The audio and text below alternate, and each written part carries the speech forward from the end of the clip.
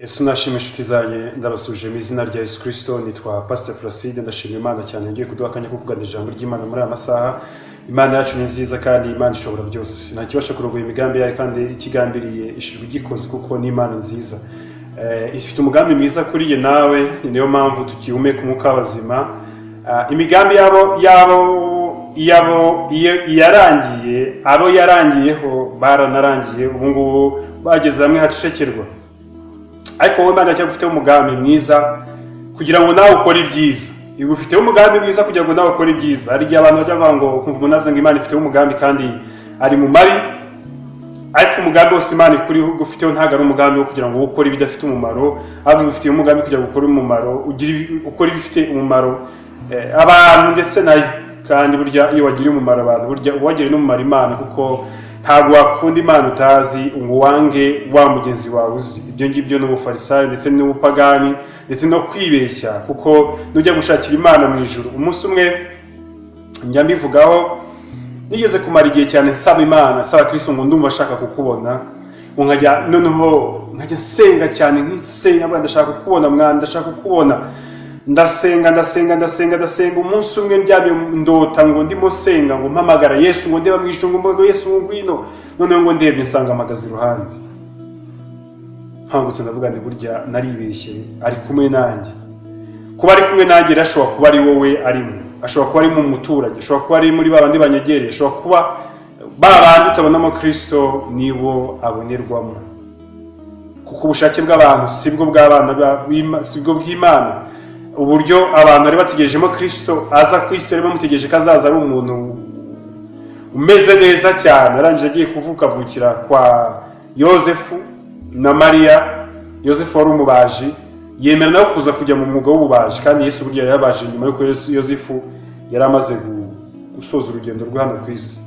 Yarabikoze, yakoze akazi nako. Imana yamugisha rero. Tugiye kuganira umunsi wa none ku ijambo ry'Imana turi buze gusanga muri gitabo cya Mariko ibice 16, turahera ku murongo wa 6. Tumve n'iki Imana ishaka kuganira natwe kuri iki cyumweru. Uyu munsi ni ku cyumweru, naje nanjye mu rusengero kugira ngo nsenge Imana, ninginga Imana, nubwo rugifunze, ariko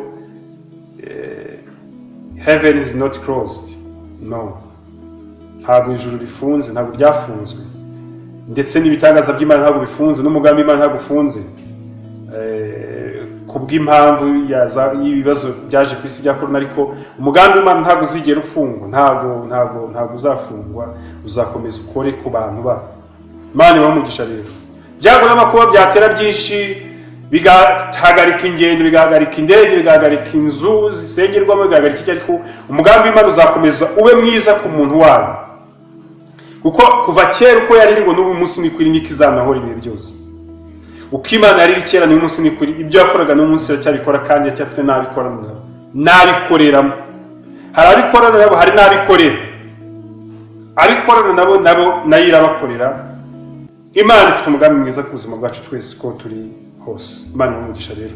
Reka turebe ijambo turi busange muri iki gitabo cya Mariko ibice 16, turebe ku murongo wa 6, avuga ngo, arababwira ati, mwitangara, nzi yuko mushaka Yesu w'i Nazareti wabambwe, ariko yazutse ntari hano. Dore aho bari baramushyize, nimugende mubwire abigishwa na Petero muti arababanziriza ko mushaka Yesu w'i Nazareti wabambwe, yazutse ntari hano, dore aho bari baramushyize. Haleluya. Yesu Kristo akimara gupfa bamushyize mu mva. Ariko igihe abantu bamushyiriyemo, bari bazi, abantu na Satani bari bazi ko Yesu birangiye apfuye. Ariko Kristo yari agiye gutangira noneho umurimo nyakuri mu bantu biwe, ndetse anawutangire mu buryo bugaragara. Yarapfuye, yarabambwe, arapfa, ndetse ashyirwa mu mva. Amaze gushyirwa mu mva, abahamushyize bari bazi yuko atazigera hava, kandi abahamushyize bari bazi yuko bashobora no kugaruka bakamusanga. Harimo n'aba badamu bari baje bazi kumushyira ibihumura neza ngo bamuheshe agaciro, abantu benshi bajya bakunda kuguhesha agaciro iyo wamaze gupfa, ariko agaciro kawe ukiriho ntabwo baba bashaka kuguhesha. Sinzi ikintu kiba mu bantu, iyo umuntu apfuye baramukunda, ariko iyo akiriho ari aho nyine, ari aho nta makuru runaka, ari aho. Baje rero baje kumureba hano, basanga abamarayika bavuga ngo tuzi neza ko uwo mushaka ari Yesu w'i Nazareti wapfuye, wabambwe, ariko ntari hano, reka tunabereke n'aho bari baramushyize. Iyi nzira ya Yesu nshuti yanjye niyo natwe tunyuramo. Niba twarakurikiye Yesu tukitwa abakristo, tukitwa abana b'Imana, uko ijambo rivuga ngo cyakora bamwemeye bose bakiza izina ry'Abayo ubushobozi bwo kwitwa abana b'Imana, abo ntibabyaye ku bw'ubushake bw'umugore n'ubw'umugabo, babyawe n'Imana. Buri nzira yose Kristo yaciyemo wowe wamwizeye ugomba kuyicamo, kandi wowe uyicamo ukiriho. Hari igihe kijya kigera ukagaragara nk'uwapfuye mu maso y'abantu. Mbwira ko ibyo bintu tugeze ubibona, ukagaragara nk'uwapfuye, ndetse wamara gupfa abantu bakagira ahantu bagushyira, bakaguterera bakagushyira hano, bakavuga ati umva reka kanaka rwose byarangiye rwose, ahantu ageze naharenga. Baraje aba badamu ngo dora ahantu abantu bari baramushyize, hari ahantu n'abo abantu bagushize, hari ahantu bakwicaje mu mitima yabo, hari ahantu umuntu agushyira. Noneho ikizabikubwira, iyo ushatse kuhava ubona uwo muntu abona uri kurengera, simbizi. Hari ukuntu umuntu agushyira ahantu, we yamara kuba agushyira mu mutima no mu mutwe we, yabona ushaka kwimuka aho hantu ngo uhave, akabona uri kurengera, kubera yuko we aho yagushyize mu mutima we yaravuze ngo aha hantu ho kanaka Mariya, Marita, reka nkoresha amazina, ntabwo ashobora kuhava, nta handi. Ariko abarokore hagiye kubwira ati saha hari n'ahandi, ariko hari abagushyira ahantu ngo nta handi. Na Kristo akimara gupfa hari ahantu abantu bamushyize baravuga ngo nta handi, ariko ngo aba badamu baje basanga Yesu yazutse. Arangije bavuga ngo genda ubwire izindi ntumwa ngo ubwo yapfuye akaba yanazutse azanababanziriza, haleluya, kugera i Galilaya. Mubwire na ba Petero bose n'abakora umurimo bose yuko azababanziriza, nubwo babanjije ariko muzaca naho yanyuze. My friend, niba ushaka kugera ku bya Kristo ugomba guca mu nzira ze.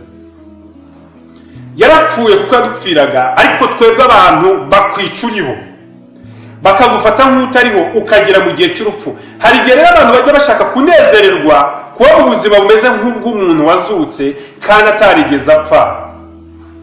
Niba ushaka kubaho mu buzima bw'uwazutse, emera upfe. Yesu akimara kuzuka, emera upfe. Gupfa mvuga ni ugupfa mu buryo abantu bakubona n'uko bagushaka, bareke bagushyira aho bashaka kugushyira, ariko mu gihe cyo kuzuka bazasanga wazutse, banabereke. Buri muntu wese agira marayika wereka abantu ngo dore aho mwari mwaramukize, ariko yazutse, haleluya, ntakiri hano, yazutse. Pawulo ngo mugere ikirenge mu cyo gikunda kigeze mu cya Kristo. Niba Kristo yarapfuye, nawe ugomba gupfa. Abantu bakabona nturiho, abantu bakabona nta mumaro wawe, abantu bakabona ntacyo umaze, ariko igihe kimwe ukazuka bakavuga ngo yazutse. Ibiranga bazutse n'ibindi. Bagezeyo Yesu yaje kuza kubasura aca mu bikuta. Haleluya. Iyo umaze kuzuka uvuye ahandi bagushize, utangira guca mu bikuta abantu bagutegaga. Ibyo Satani yagutega gutangira kugenda ubicamo. Bya bikuta byose byari bigufunze, bya bikuta by'ubukene, bya bikuta by'uburwayi, bya bikuta by'urugo rutameze neza, bya bikuta byo gushaka bikanga, utangira kugenda ubicamo neza kubera yuko wemeye gupfa ku bantu bakabona udahari. Pawulo avuze ngo iby'isi nabibonye nk'ibibambye, nanjye isi mbona nk'ubambye. Amara amaze kubambwa arapfa. Niko byagenze, arapfa. Amaze gupfa kandi na Pawulo buriya nawe yarahambwe, arangije azukana imbaraga z'Imana. Rero kugira ngo ugere ku kigero cya Kristo, Yesu yavuze ngo umwigishwa abasha kumera nk'uwamwigishije, ngo ntajya muruta ariko abasha kureshya nawe. Natwe rero tubasha guca mu nzira nk'izo Yesu yaciyemo, ndetse tugapfa, ndetse tukanazuka. Hari igihe umuntu ajya agira amagapfa mu muryango ntibamenye kubaho, bakagira ngo warapfuye, n'uwuvugishije akakubona nk'uri kuvugana n'umurambo cyangwa se ari kuvugana kuko uburyo akuvugisha uba ubona ameze nk'aho abara ko wowe ahawe harangiye. Inshuti ukabona zirabona ko wowe warangiye, abavandimwe bakabona nk'aho warangiye. Ariko ni igihe cyo gupfa, kuko nuramuka uzutse uzazukana ubundi bwiza, uzazukana izindi mbaraga, uzazukana ubundi bwenge, kubera yuko igihe cyagiye umeze nk'uwapfuye nicyo gihe cyo kwiga no kumenya no gusobanukirwa.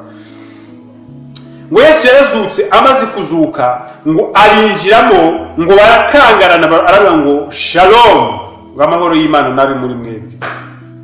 Umuntu wazutse rero wari warapfuye mu maso y'abantu azuka avuga ngo amahoro y'Imana nabe. Ntago azuka areba nabi abamushyize aho abamubona nk'uwapfuye, kuko nicyo cyari igihe cyo gupfa. Yesu yavuze ngo igihe cyashowe cy'umwana w'umuntu ko abambwa. Nawe ukwiye gusa n'ubambwe ku bantu. Hari igihe uca mu buzima ugasa n'ubambwe ku nshuti, ukabambwa ku babyeyi, ukabambwa ku bavandimwe, ukabambwa ku isi, ariko one day Yesu akakuzura nk'uko yazutse.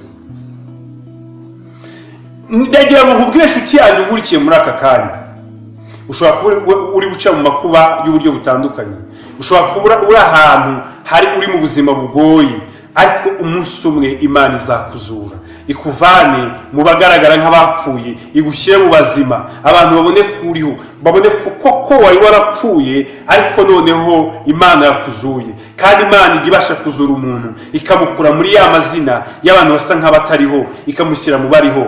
Ushobora no kuba ufite umuntu usa nk'uwapfuye mu by'ubuzima, mu buryo bw'umwuka nawe yarapfuye, ariko Imana yo mu ijuru ibasha kumuzura.